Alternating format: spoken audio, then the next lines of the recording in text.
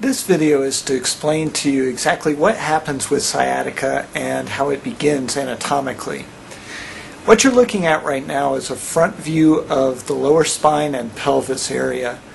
And what we see here, this is what's called the iliac bone. We have one on each side. This is the pubic bone. This triangular bone here is the sacrum.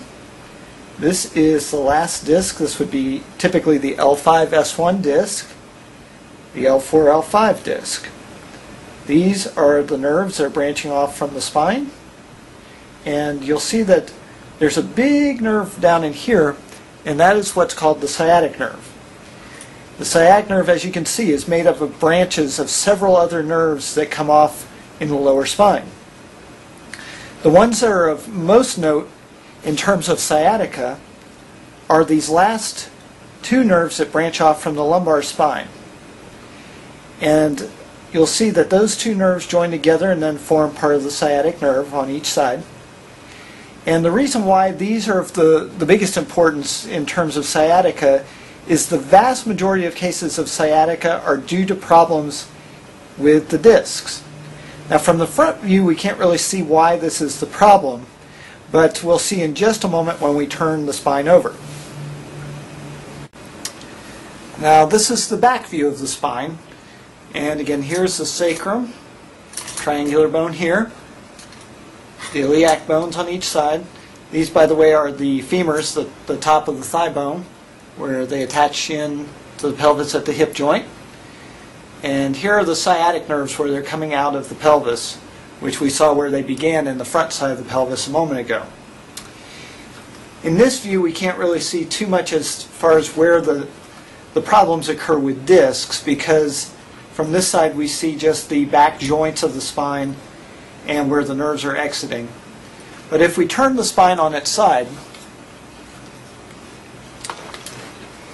we can see that the openings where the nerves come out are right up against where the discs are. And if you have a bulge or a herniation of that disc, it'll push up against that nerve and it can start to create pain and inflammation, which then is transmitted all the way down the sciatic nerve, which then goes all the way down the leg.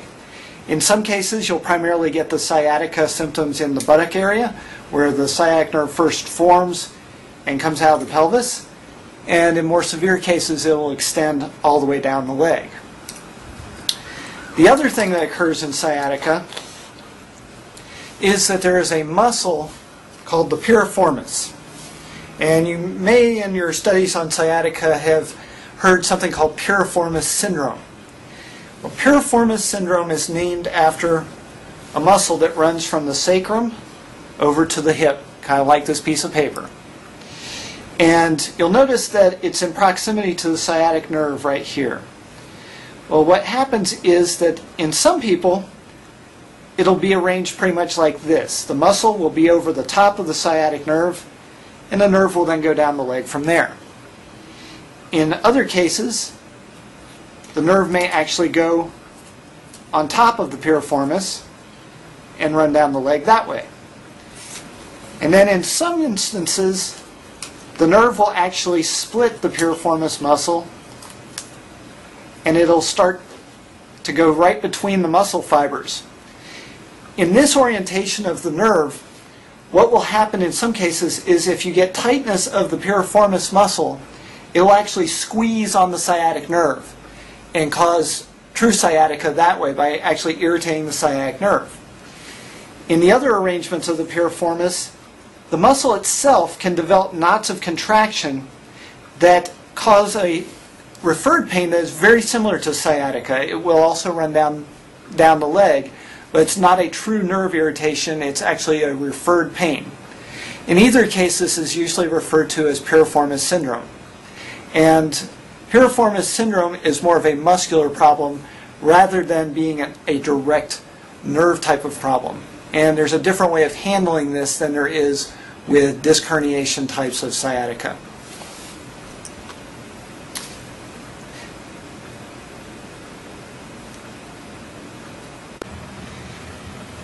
This is to give you a little better idea of what happens with the disc and its impingement on the nerve, which then results in sciatica.